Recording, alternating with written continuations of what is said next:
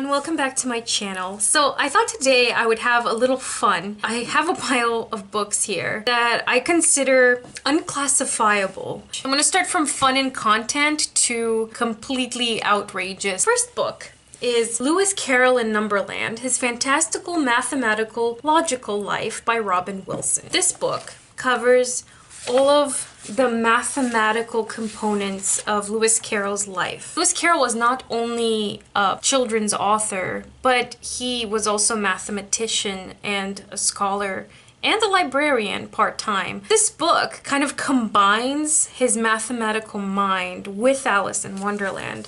And there are passages from his life, correspondence with his friends.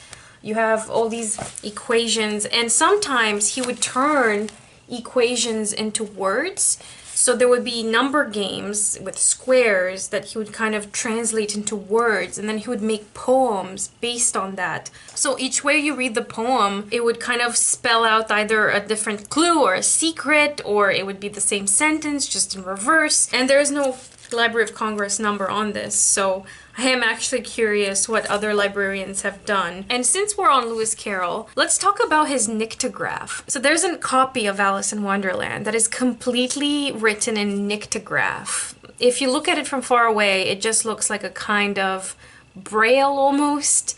A lot of people think it's braille, but if you come closer and look at the cover, it says it's the complete nyctograph edition. So what is a nyctograph? Basically, Lewis Carroll was so particular about his writing being neat. He would rather have his writing be neat than wake up in the middle of the night when he got a great idea, turn on the lamp, and actually sit down and write. You know, it was too much of an effort, he'd lose his sleep, so instead, he cut out in the size of a bookmark a cardboard with a few boxes, and he created a secret alphabet for himself that looked a little bit like this.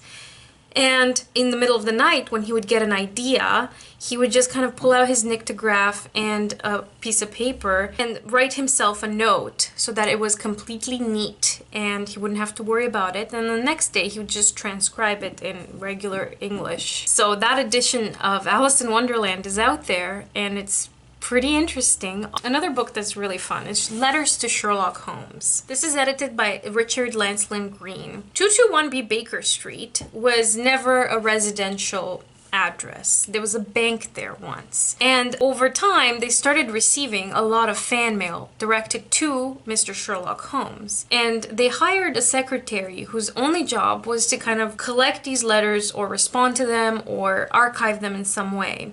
And then this editor compiled them in this book. There is a really wide range of variety to these letters. They go from letters that little children wrote to Mr. Holmes, like, "Mr. Holmes, Mr. Fuzzy Boots, my kitten is gone. Can you help me find him, please?"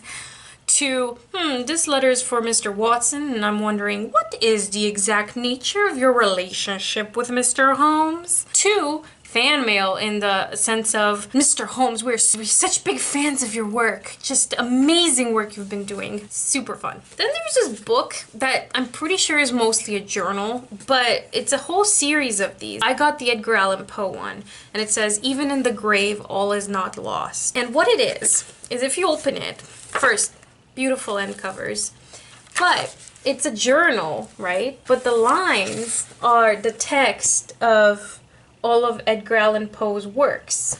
And I have to admit that when I got this, I thought that the text would be bigger, but it would have space for you to annotate it. So what I wanted to do was do a super close reading of Poe's works, and I was hoping that it was constructed in such a way where I could annotate it better. This is nice too, but it's a whole series, and I'm not sure which category this would fit into, whether it's a book or a journal or somehow both. I will say, for me personally, this is not really legible. It's super small, so I'll let you decide. Another book that's kind of fun in content is called The Novel Cure, The A to Z of Literary Remedies. In many ways, this is a reference book. So what The Novel Cure does is it has a list of ailments.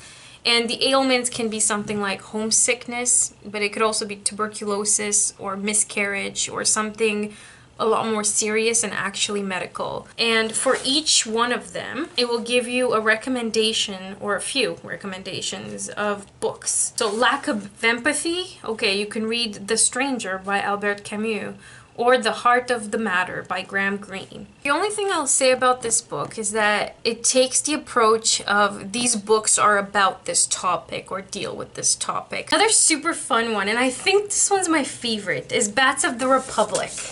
So it looks like this, and if you take off the cover, it's even more gorgeous. And even the inside flap continues to be incredible on the inside. The end pages are also bats. And inside, it's filled with diagrams and letters and all kinds of architectural sketches. Obviously, the main focus is bats. It also has kind of secret compartments where you can find inserts as well. And there's the House of Leaves. So basically, when this book came out with all of its empty spaces and crossed out words, and typewritten mixed with very strange writing. So here are some passages that are backwards, which you can read in the mirror. There's like weird symbols everywhere. I had to read this for a course, and actually dedicating time to it and trying to figure things out was kind of fun, but at the same time very frustrating. But it is also very dark, and it's almost like an escape room in a way that just like will mess with your head if you think about it too long. And I will say that this is one of those books that while you're in it, you're very frustrated, but once you come out and discuss it with someone or watch a lecture on it and then discuss it some more, it's actually really fun to look back on it. But when I looked at all of his other works at the bookstore, I did not feel compelled to pick them up. I was like terrified to go through all that work again.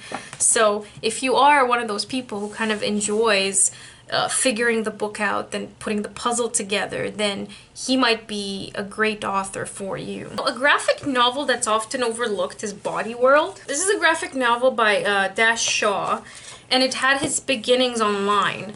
And it opens this way. And it's both fun in content and in presentation. It's somewhat unique, and on the shelf it's actually really short. And the content is really trippy. It's kind of in this sort of close post-apocalyptic world or in the near future, and there's this drug that you can take which puts you in another person's body, but when you're in their body you also have all of their memories and experiences. So it's like this hyper empathy. Very cool. And there's this book by Grady Hendrix, the same author of My Best Friend's Exorcism, and it's called Horror Store. And you might think it looks like an IKEA catalog because that's what it's based on. So it's a horror novel, but if you go inside, it has this sort of IKEA catalog format in almost every way, shape, or form. It's honestly so creative. I first heard about this on the podcast Books in the Freezer, and I'll link it down below. It's hosted by Stephanie from That's What She Read and Rachel from The Shades of Orange, and they looked at this book from purely a horror standpoint. But if you really appreciate it simply for its format, it's kind of an impressive feat, because to construct this in a way that's both terrifying, but it also looks like an IKEA catalog. Like, what's less terrifying than IKEA? This is awesome. Now, this one has been doing its rounds on BookTube, and a lot of people appreciate this book for its format. So the idea for this book came from J.J. Abrams, the director of Lost. And he came across a library book, or a book with many annotations, in the airport. And he said he wants to get a book to look exactly like this. And he hired an entire team. And this team was Doug Dorst, and he kind of carried the project through. And he put all of this together. And this book has many layers to it. So the whole project on its own, the way it's actually cataloged in real life, is S by J.J. Abrams and Doug Dorst.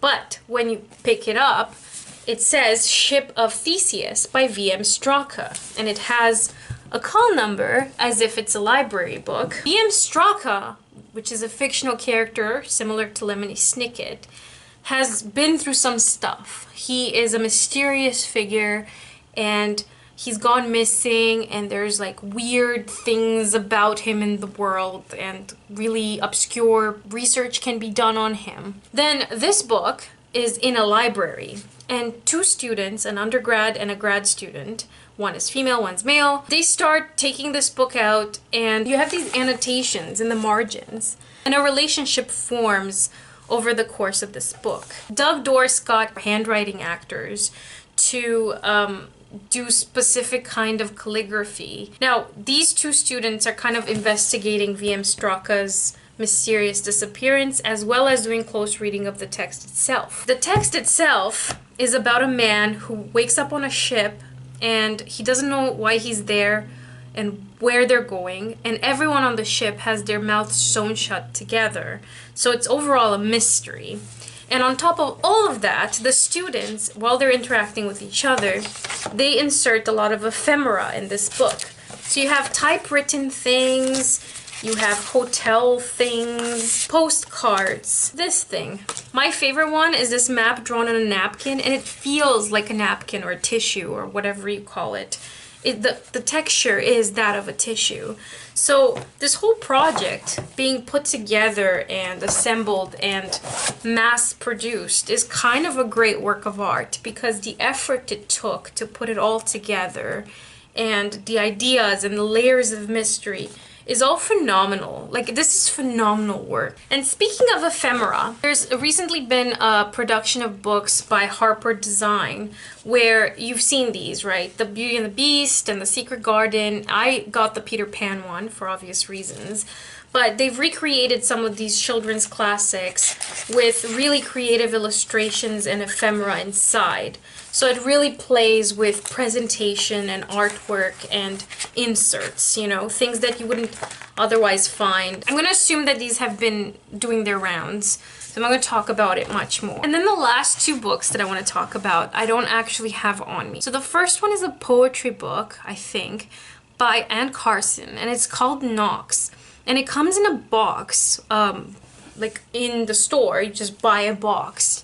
And when you open it, the book itself is not bound, it's loose. And you can open it up in accordion style, but there's also loose sheets. It is a work of art as well as a poetry book or literature work. The last one, which I find the most bizarre. I don't even know where to begin with this book, and when I was holding it in my hands, I didn't know how to even interpret it or read it or approach it. And this book is called The Tree of Codes by Jonathan Safran Foer. I took a video footage of it at the library, so I'm going to show you here. So when you flip through it, there are cutouts, and if you flip the page, different words rearrange. I'm not sure how this book was planned out and how they managed to cut out all of those pages so precisely to make all of the words match.